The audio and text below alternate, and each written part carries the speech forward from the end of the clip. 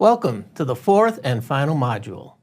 This module will focus on the role of exercise in health and disease. The concept that exercise is medicine involves its role in both the prevention and treatment of various conditions and diseases. Strong scientific evidence has emerged in recent years to fortify this claim.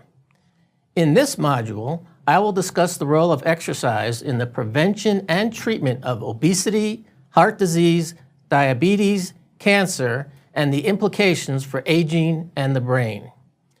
Today's video will set the stage for these topics by exploring the contributions of exercise in the reduction of all-cause mortality. Before I tout the benefits of exercise, let's look at the other end of the spectrum, that of a sedentary lifestyle. It is becoming increasingly more evident that leading a sedentary lifestyle is a common risk factor in many serious diseases, including a host of cardiovascular diseases, cancer, obesity, and type 2 diabetes. In fact, being physically inactive is one of the major risk factors for all of these conditions. A number of recent studies have clearly demonstrated the negative health effects from prolonged sitting. Here are just a few of the attention-getting headlines reporting the results from these studies. In particular, I draw your attention to the Mayo Clinic news release indicating that more hours spent sitting in front of the TV resulted in a 61% greater risk of dying compared to individuals who watched less than 1 hour per day. Similar consequences are found for prolonged sitting in front of your computer or laptop, whether at work or at home. Shown here are some of the alarming statistics as it relates to what is now referred to as the sitting disease. On average, Americans sit approximately 11 hours per day. In the United States alone, over 300,000 deaths occur annually as a result of inactivity and poor dietary choices. In fact, 20% of all deaths of people 35 years and older are attributed to a lack of physical activity. I cannot emphasize enough that physical activity, or lack thereof, is a major risk factor in all-cause mortality, but it is a modifiable risk factor. Shown here are some of the key organs and tissues adversely affected by a sedentary lifestyle. This includes impaired blood vessel function, an increase in adipose tissue and obesity, cardiopulmonary decline, increased risk for heart disease and diabetes, and atherosclerosis. Of all the major risk factors associated with all-cause mortality, physical activity, or low fitness, continually ranks in the top two.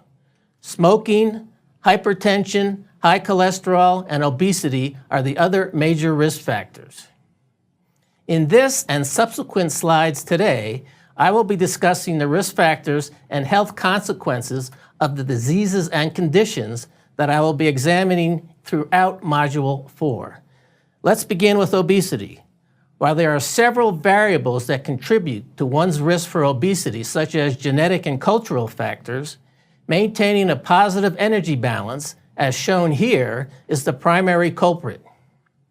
In order to lose weight, a negative energy balance must be maintained either by reducing one's caloric intake, increasing one's daily energy expenditure through exercise, or ideally from a combination of both. The need to prevent and treat obesity stems from its role in the development of many life-threatening diseases and disorders indicated here. At the top of the list for established risk factors for coronary heart disease, or CHD, is physical inactivity.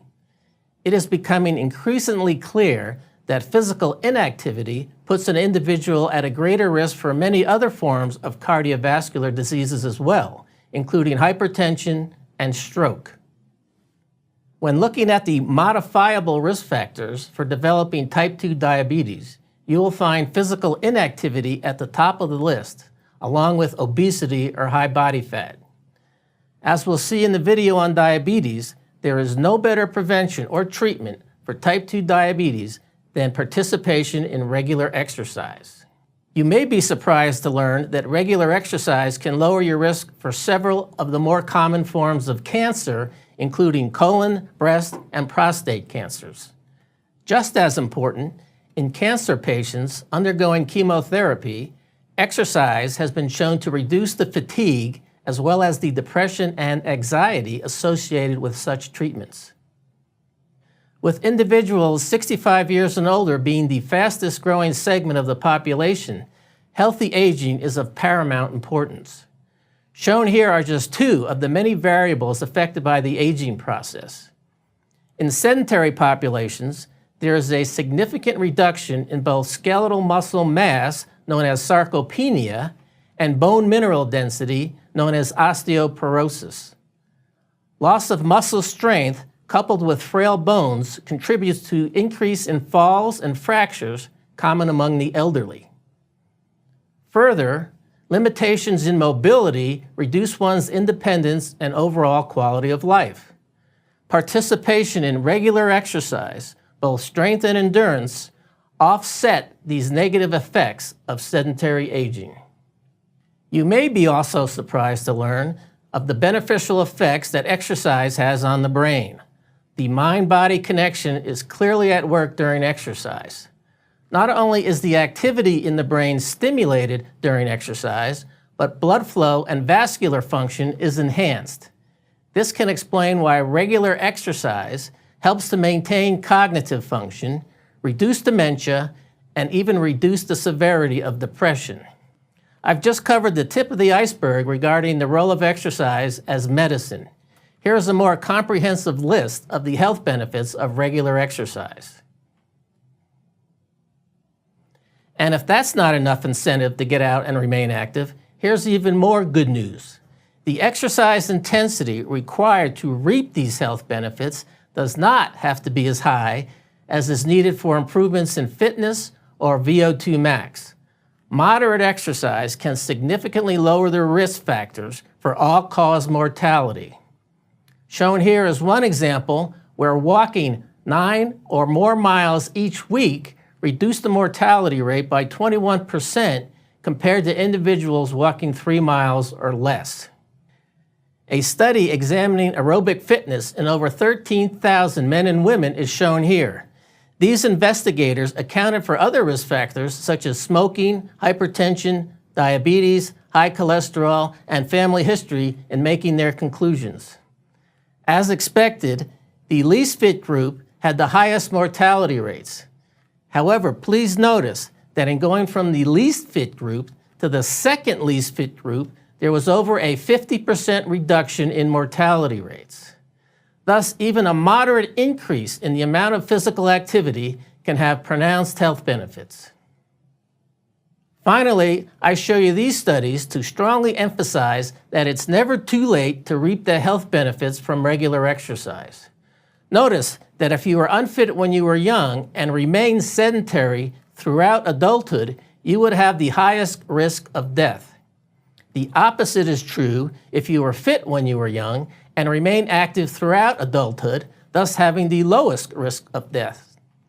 However, if you were sedentary when young, but started a regular exercise program later in life, your risk of death can drop as much as 50%. The take-home message from these studies is that it's never too late. In summary, exercise is indeed medicine in both the preventive and rehabilitative sense. A sedentary lifestyle and prolonged sitting have multiple negative health consequences.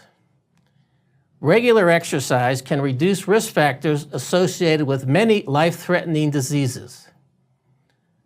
Moderate exercise is sufficient to reap these health benefits, and it is never too late to start.